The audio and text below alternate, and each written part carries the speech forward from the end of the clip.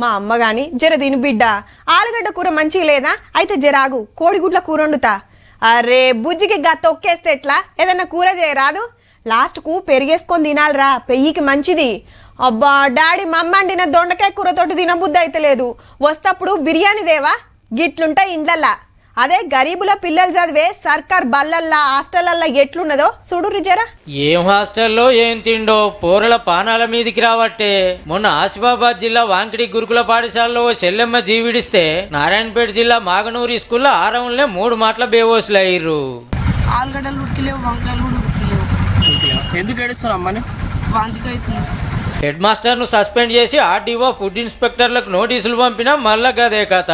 ఇక కరీంనగర్ జిల్లా బూరుగుపల్లిలో food poison అయ్యి 20 మంది దవాఖానలో పడ్డారు. మునుపుసుత కొన్ని బల్లలు ఇంతే. ముచ్చట హైకోర్టు దాకా పోతే మస్తు సీరియస్ అయింది.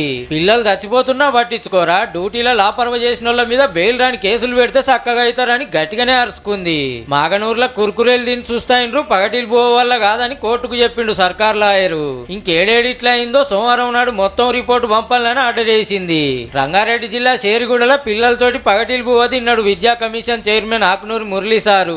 బాగుంది, ఫుడ్ బాగుంది. మెనూ ప్రకారం లేదు. మెనూలో ఒక మిక్స్డ్ వెజిటబుల్ కర్రీ అని ఉంది, బట్ ఆ కర్రీ ఏమీ లేదు. సాంబార్ మంచిగా, వెజిటబుల్ సాంబార్ మంచిగా ఉంది. బియ్యం బాగానే ఉంది, రైస్ బాగానే ఉంది. ఇంకో దిక్కు కలెక్టర్లు హాస్టళ్లు స్కూల్లో బాట పట్టిండ్రు.